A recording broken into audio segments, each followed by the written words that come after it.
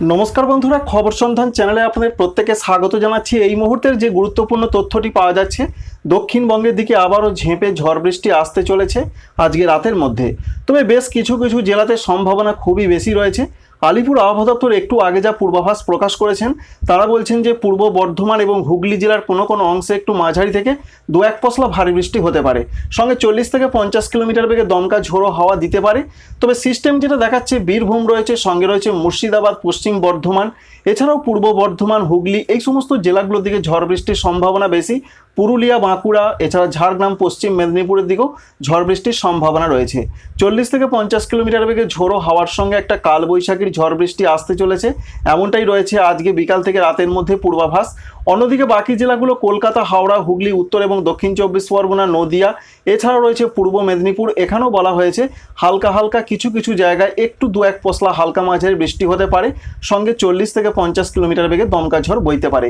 এক কথায় দক্ষিণবঙ্গে আজকে ঝড় বৃষ্টি আসছে রাতের মধ্যে। তবে বেশি সম্ভাবনা রয়েছে পূর্ব বর্ধমান, হুগলি, এছাড়া পশ্চিম বর্ধমান, এছাড়া পুরুলিয়া, সঙ্গে রয়েছে বীরভূম, এই জেলাগুলোর দিকে সম্ভাবনা বেশি। অন্যদিকে উত্তরবঙ্গের জন্য যা পূর্বাভাস রয়েছে, ভারী বৃষ্টির সম্ভাবনা আজকেও রয়েছে। তবে আলিপুরদুয়ারে একটু ভারী থেকে অতি ভারী বৃষ্টি হতে পারে। আগামীকাল থেকে বৃষ্টি কিছুটা আরও কমতে পারে। দার্জিলিং, কালিম্পং, জলপাইগুড়িতে মাঝারি থেকে একটু ভারী বৃষ্টি হতে পারে। অন্যদিকে কুচবিহারের ক্ষেত্রেও মাঝারি থেকে একটু ভারী বৃষ্টির কথা বলা হয়েছে। আজ থেকে বৃষ্টি বাড়বে উত্তর দিনাজপুর, দক্ষিণ দিনাজপুরের দিকে, এখানেও মাঝারি ধরনের বৃষ্টি। আগামীকাল উত্তর দিনাজপুরে ভারী বৃষ্টি হতে পারে। দক্ষিণ দিনাজপুরে এবং মালদহতে আগামীকাল মাঝারি থেকে দু এক জায়গায় একটু দু এক পশলা ভারী বৃষ্টি হতে পারে। এই রয়েছে বন্ধুরা পূর্বাভাস পশ্চিমবঙ্গের জন্য। বর্ষার ক্ষেত্রে যে আপডেট রয়েছে, পশ্চিমবঙ্গের যে সমস্ত জেলাগুলোতে গতকাল বর্ষা প্রবেশ করেছে, দার্জিলিং, কালিম্পং, জলপাইগুড়ি, কুচবিহার, আলিপুরদুয়ার এবং উত্তর দিনাজপুরে কিছু কিছু অংশে সেই জায়গাতেই বর্ষা সীমাবদ্ধ রয়েছে। আজকে নতুন করে বর্ষার কোনো অগ্রগতি হয়নি। তবে কেরলের কিছু কিছু জায়গা ছাড়িয়ে তামিলনাড়ুর দিকে বর্ষা আজকে প্রবেশ করেছে। অন্যদিকে ঝাড়খণ্ডের ক্ষেত্রে কিছুক্ষণের মধ্যেই ঝড় বৃষ্টির সম্ভাবনা রয়েছে। যদিও আমরা এই ভিডিও প্রকাশের আগেই হয়তো ঝড় বৃষ্টি শুরু হতে পারে, তবে বেশ কিছু কিছু জায়গার সম্ভাবনা কিন্তু আজকে রয়েছে। দেওঘর রয়েছে, দুমকা রয়েছে, মিহিজাম রয়েছে, জামশেদপুর, এই সমস্ত জায়গায় বজ্রবিদ্যুৎ সহ বৃষ্টি হতে পারে। তাপপ্রবাহ চলবে এখনো 2 দিন মতন। আসাম, মেঘালয়, অরুণাচল প্রদেশে বৃষ্টির সম্ভাবনা জারি রয়েছে। 5 তারিখ থেকে আসাম, মেঘালয়, অরুণাচল প্রদেশের দিকে বৃষ্টি কমতে পারে।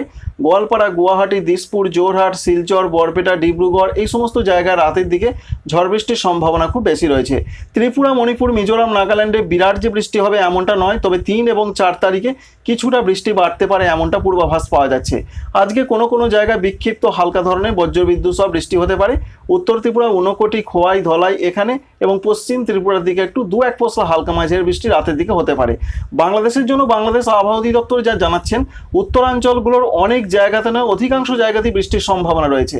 যেমন রংপুর রয়েছে, ময়মনসিংহ রয়েছে, সিলেট রয়েছে, এখানে কোনো কোনো জায়গায় মাঝারি ভারী থেকে ভারী বর্ষণ হতে পারে এমনটা তাদের পূর্বাভাস রয়েছে। অন্যদিকে জানা যাচ্ছে রাজশাহী রয়েছে, ঢাকা রয়েছে, এছাড়াও রয়েছে অন্যান্য জায়গা যেমন চট্টগ্রাম, কিছু কিছু জায়গাতে বজ্রবিদ্যুৎ সহযোগে ঝড় বৃষ্টি হতে পারে। তবে বরিশাল বিভাগের দু এক জায়গায় ঝড় বৃষ্টির সম্ভাবনা আজকে, এবং খুলনা বিভাগের কিছু কিছু জায়গায় বজ্রবিদ্যুৎ সহ ঝড় বৃষ্টি হতে পারে।